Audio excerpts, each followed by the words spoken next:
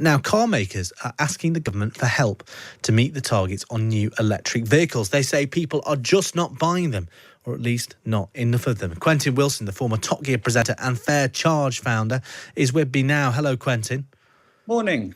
So what are those targets? Remind us, and how badly is the government going to miss them?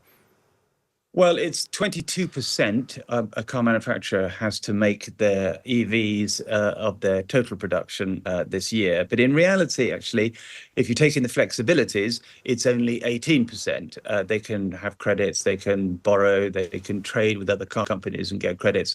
And at the moment, they're at 17.8%. So it's really, really, really close. But the government needs to step up on this. And the motor industry is right, saying that there are no incentives, fiscal incentives for consumers, private buyers. And we need to do something about that. And since Labour has come to power, there's been a really stunning silence on EVs. They've not really said anything at all.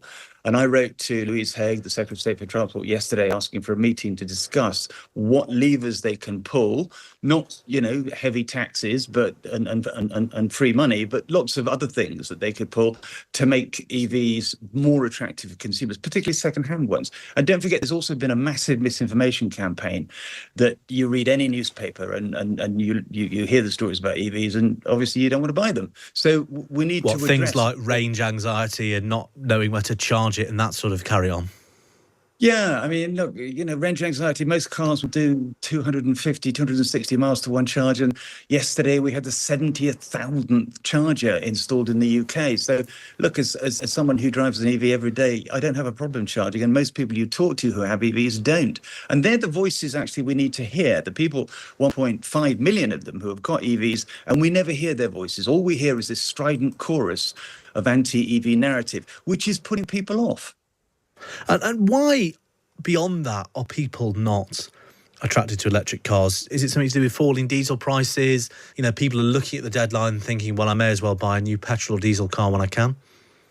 We had this spike in the September figures of diesel, which you can spin whichever way you want, but it may be a last hurrah, people hearing about the 2030 deadline and saying, right, I'm going to buy my diesel now. But if you look at the figures properly, EVs were 25% up. 56,000 were sold in September. So it's actually a record month for EV sales. But we've seen this strange and bizarre spike in diesel among private buyers.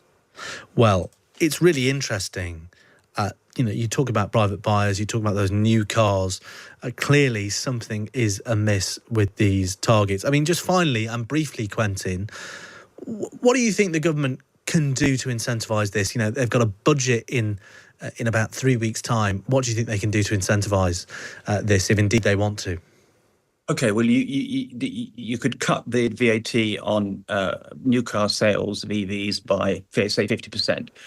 You could also equalise the VAT on charging, public charging, which is currently 20% to 5% with domestic charging. And I've been campaigning for this for 4 years, and I get this thing back from Treasury saying, well, it's bad optics for us. If you really want this transition to happen, and Labour have said quite clearly that they want to decarbonise the transport sector, then you've got to pull some levers that can make a difference to private consumers and not stay silent and pretend that the market's going to, magically right itself. When it needs help from the government.